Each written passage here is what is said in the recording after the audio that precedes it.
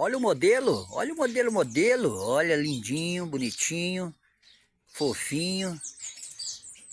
Olha aí, é de cimento, vasinhos top, viu? Tá aqui. Tirei eles. Fiz agora no fim de semana. Ó, tá vendo? Tudo molhadinho, direto dentro da água. Tô aqui, pus ele aqui para poder fazer essa linda filmagem. É, irmão, é isso aí, ó, graças a Deus, viu? Vai fazer vaso, meu irmão. É um biquinho bom, viu? Ó, esses aí eu vender de R$ 50 cada um, viu?